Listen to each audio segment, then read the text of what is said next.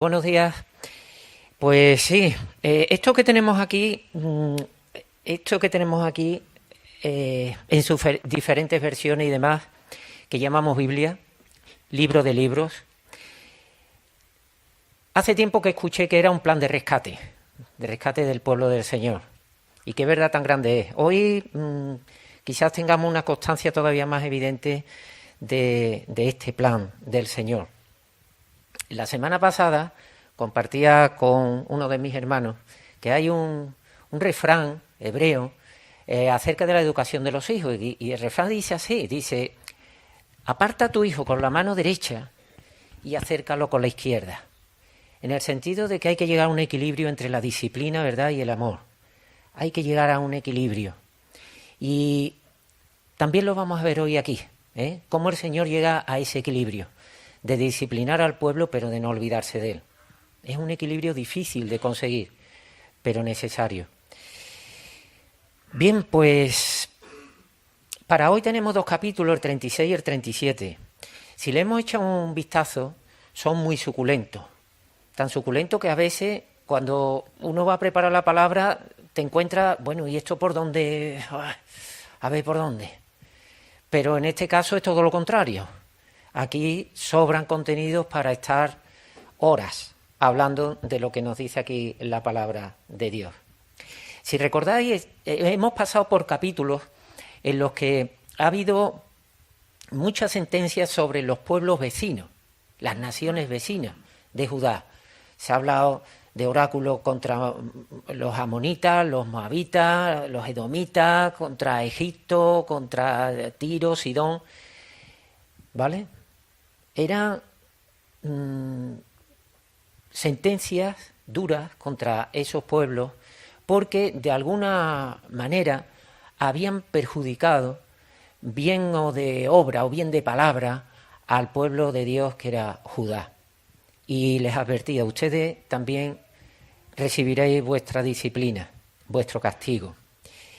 Eran pueblos que, como digo, a veces se habían aprovechado de Judá, otras veces se habían reído de Judá.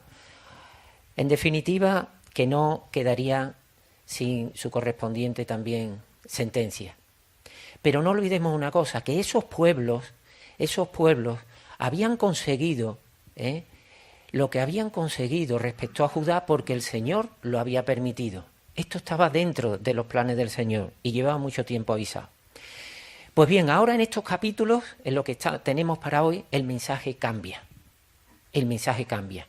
En el capítulo 36, el Señor profetiza a través de Ezequiel, como sabemos, Ezequiel que está en el exilio, y profetiza a través de Ezequiel dirigiéndose a los montes, dirigiéndose a la tierra de Israel, a los montes, a los collados. Es una cosa extraña. A los collados, a los montes te dirige, ¿qué hace? ¿Le habla a los montes? Pues así dice la palabra. ¿Y esto por qué? Tiene su sentido. ¿Qué había ocurrido? El pueblo, no en su totalidad, pero sí buena parte, había sido deportado. Los habitantes, los más preparados y demás, no estaban allí. Habían sido deportados a Babilonia, buena parte de ellos. Entonces el Señor se dirige de manera metafórica a los montes como diciendo: no preocuparos, que ellos volverán. Volverá el pueblo aquí. Ustedes, estos montes, estos valles, estos lugares, no van a ser de herencia para esas naciones vecinas. Eso se creerán ellos. Pero ustedes seguiréis aquí y seguiréis siendo de mi pueblo. A partir del versículo 22, y estamos en el capítulo 36, el destinatario del mensaje cambia. ¿Y quién es ese destinatario? La casa de Israel. Hay un giro ahí en el mensaje. Pasa de esos montes a su pueblo, a la casa de Israel. ¿Y qué es lo que dice? Pues en el 36, 22 dice el Señor: por tanto, di a la casa de Israel: así ha dicho Jehová el Señor. Se dirige a Ezequiel y le dice el Señor, profetiza de esta manera: di a la casa de Israel: así ha dicho Jehová el Señor. Di a la casa de Israel. a la casa de Israel. ¿Y esto a nosotros en qué nos afecta? Un escrito hecho en Babilonia, pues hace más de 2600 años. ¿Esto en qué me afecta a mí? ¿A qué afecta a Eclesía Montequinto en el año 2022? ¿En qué nos afecta? Esto es importante porque los mensajes que vienen luego son muy importantes. Y cuando se está dirigiendo a la casa de Israel, eso, ¿qué tipo de atención tengo yo que prestar? Vamos a ver. Yo creo que no cabe duda que Jesucristo constituye nuestro fundamento. En Isaías 28 y en Efesios 2 también se nos dice que Jesús es la principal piedra del ángulo. Y en Romanos 11 se nos recuerda que en ese olivo natural, que es Israel, hemos sido injertados.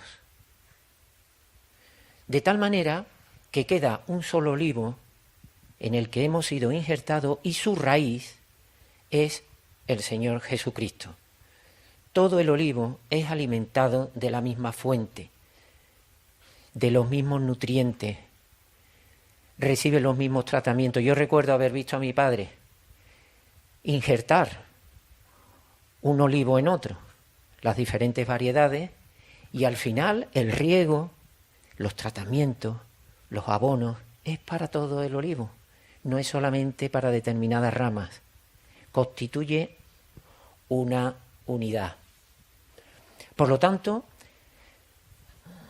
cuando el Señor se dirige a la casa de Israel, pensamos que también se está dirigiendo a nosotros. Tenemos que abrir nuestros oídos a lo que ahí se está diciendo. ¿O no? Vamos a continuar el mensaje y volveremos sobre esto un poco más adelante. ¿Los deberes se han hecho? Se han hecho los deberes, porque si hemos leído con atención estos dos capítulos, nos encontramos con que el Señor habla a un pueblo que quizá esté en el peor de los momentos. El reino del norte había desaparecido, el reino del sur había sido invadido por Babilonia y los más preparados estaban deportados allá en Babilonia, a 2 o 3 meses de distancia de lo que era el viaje hasta allí. Estaban sin templo, dispersos, llenos de idolatría. El pueblo, yo creo que desde que salieron de Egipto es el peor momento que atravesaba el pueblo de Dios. Pero el Señor no se olvida de su pueblo. El Señor no se olvida de su pueblo. El Señor podía haber dicho, mira, después de tanto que llevo pasado ya con ustedes, hablando en plan coloquial, ahí os quedáis. Yo ya tenéis un desamparo, no tenéis mi protección, yo ya me olvido de ustedes. ¿Por qué el Señor no se olvida de su pueblo? ¿Qué pasa? ¿Le tiene lástima? ¿Le ha cogido cariño? ¿Le quiere dar una segunda oportunidad? ¿Por qué el Señor no se olvida de su pueblo? La clave de esto lo encontramos en este capítulo que traemos para hoy. Los versículos 21 y 22 del capítulo 36. Dice así: pero he tenido dolor al ver mi santo nombre profanado por la casa de Israel entre las naciones a donde fueron. Por tanto, di a la casa de Israel, así ha dicho Jehová el Señor, no lo hago por vosotros, oh casa de Israel, sino por causa de mi santo nombre, el cual profanasteis vosotros entre las naciones a donde habéis llegado. No lo hace por nuestros méritos, no lo hace por lo bien que era lo bueno ni lo malo, simplemente lo hace por respeto a su nombre. Bueno, ¿y esto qué significa? ¿Qué quiere decir eso? Habría que irse a Génesis 17. Os traigo aquí el versículo, concretamente 17:7, el versículo que viene en la Biblia hebrea. Dice así: estableceré, dice el Señor a Abraham, después de haberle cambiado el nombre, de Abraham a Abraham, con H. Estableceré mi pacto contigo y tu simiente después de ti en todas sus generaciones. Será un pacto eterno. Yo seré Dios para ti y para tu simiente después de ti. Por tanto, el Señor, ¿qué está haciendo ahora? Está cumpliendo con su palabra. Él lo ha prometido. Y su palabra, sus promesas siempre se cumple, porque el Señor no miente. Muy bien, el Señor no se olvida de su pueblo, pero el Señor no se queda ahí. Como dijo el Señor Jesucristo, mi Padre hasta ahora trabaja y yo también. Pues el Señor no se queda parado, sino que trabaja con su pueblo y establece un plan de restauración de su pueblo. Un plan que, si se caracteriza por algo, es un plan lleno de esperanza. En el capítulo 36, ahí nos habla, y el 37, cuando se habla de ese valle de los huesos secos, un pueblo que no tenía ni una pizca de fe. Sin embargo, el Señor establece un plan, y un plan que tiene varias etapas. Lo primero que le dice, te voy a rescatar de todas las naciones por donde andas. Versículo 24 del capítulo 36. Y no solamente eso, sino que además te voy a limpiar de todas tus inmundicias con agua limpia. Versículo 25. Pero además de todo eso, te voy a quitar ese corazón endurecido que tienes y te lo voy a cambiar por un corazón sensible. Versículo 26. Y el 27 dice, y además de todo eso, te voy a dar mi Santo Espíritu. ¿Para qué? Para obediencia. Yo creo que lo que está diciéndole a la casa de Israel es importante. Pero la cosa no queda aquí, porque además establece un plan para el gobierno de ese pueblo. Entre otras cosas, el pueblo será uno. Ese palo de Efraín, ese palo de Judá, unidos de manera metafórica, unidad del pueblo. Por cierto, hemos estado esta semana pidiendo por la unidad de la Iglesia. Y sabemos que eso ocurrirá, pero mientras tenemos la unidad en el Espíritu. ¿De acuerdo? Tenemos la unidad en el Espíritu. Y además le sigue diciendo, tendréis un solo rey. Tendréis un solo rey, descendiente de David. Y además le dice al pueblo, y estableceré pacto con vosotros. Y no se queda ahí la cosa, sino que también le dice, y moraré entre vosotros. Todo esto nos lo dice en el capítulo 37. Vaya conjunto de promesas que el Señor le hace a la casa de Israel. Qué afortunada es la casa de Israel. Qué afortunados son. Pero a ver, un momento. Cuando el Señor le da la promesa a la casa de Israel de que os traeré de todas las naciones, ¿no lo ha hecho ya con aquel que ha confesado el nombre de Cristo Jesús, habiéndolo rescatado de este sistema y sin sacarlo del mundo, pero sí lo cuida del mal, conforme a la oración intercesora del Señor? Cuando el Señor promete a la casa de Israel que lo limpiará de sus inmundicias con agua limpia, ¿no ha limpiado ya al que ha confesado el nombre de Cristo Jesús? ¿No ha limpiado ya de las inmundicias de la vida vieja con las aguas del bautismo?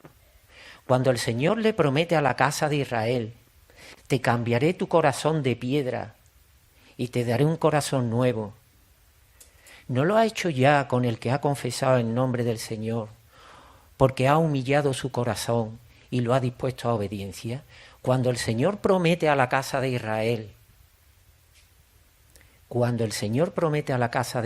que le dará de su espíritu para obediencia, ¿no le ha dado ya un espíritu ayudador, consolador, a aquel que han confesado el nombre de Cristo Jesús, para que los mandamientos sean de agradable cumplimiento? Hermanos, me parece que esas promesas hechas para la casa de Israel la estamos viendo ya. Pero la cosa no acaba aquí. Porque cuando el Señor promete a la casa de Israel, cuando le promete a la casa de Israel que estarán su pueblo unido, habrá un solo pueblo, ¿eh? No hemos pedido, como yo decía, como comentaba anteriormente, esa unidad en el Espíritu. Cuando el Señor promete a la casa de Israel que gobernaría un solo rey descendiente de David, ¿no tenemos también nosotros un rey de reyes y señor de señores? Cantamos muchas veces, mi Cristo, mi Rey, nadie es como tú. Cuando el Señor le promete a la casa de Israel que haría pacto de paz con ellos, ¿no suena a alguien que dijo, mi paz os dejo, mi paz os doy, no como la da el mundo? Y cuando el Señor promete a la casa de Israel que morará en un tabernáculo en su pueblo, ¿no somos templo ya del Espíritu Santo, que es Dios mismo en nosotros? Hermanos, qué bueno es guiarse por la evidencia. En investigación hay un tipo de evidencia que es lo que se llama la evidencia científica. ¿Eso qué es? Comprobar lo que es evidente. No hace falta grandes pruebas. Qué bueno es dejarse guiar por lo evidente. Y vuelvo a la pregunta anterior. Cuando el Señor se dirige a la casa de Israel, ¿a quién se está dirigiendo? ¿Acaso no nos afecta? ¿Acaso lo que ha prometido a la casa de Israel no lo ha hecho ya conmigo y contigo? Son muchos son los comentarios que tenemos de estos dos capítulos. Ese valle de los huesos secos. Algunos te dicen, mira, esto es el restablecimiento de la nación de Israel. Otro te dice, esto es metáfora de lo que es la resurrección. Y yo te digo, mira, yo no tengo capacidad ni me atrevería a tomar ninguna postura ni dirección. No soy capaz. No me veo con esa sabiduría. Pero sí te puedo decir una cosa. Todo esto se cumplirá cuando el Señor venga. Pero te puedo decir como aquel ciego, cuando le preguntaron que qué había pasado para que ahora viera, y él que respondió, mire usted, yo lo único que sé es que antes no veía y que ahora veo. Pues yo te puedo decir lo mismo, que antes estaba como estos valles de los huesos secos, secos de fe. Y ahora la fe es la que me hace guiar mi vida. Eso es lo que te puedo decir. Hermanos, al igual que el pueblo hacía las cosas mal, y aquí tenemos constancia de ello, el Señor nunca se olvida de su pueblo por amor a su nombre, por respeto a la promesa que Él había hecho. Lo hemos visto ahí en Génesis 17, desde el principio. El Señor guarda sus promesas y las cumple. Dios no nos va a abandonar, Dios no te va a abandonar por errores cometidos. No te va a abandonar, porque Dios siempre va a cuidar de su pueblo. Voy concluyendo con dos pasajes. Uno de ellos es el primer versículo que traemos hoy del otro lado, de Apocalipsis, que dice así, Apocalipsis 22.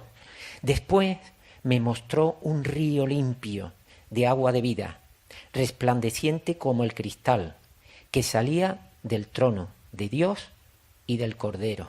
Sabemos que el agua, la palabra de Dios y el agua está muy simbolizada, ¿verdad? La palabra con el agua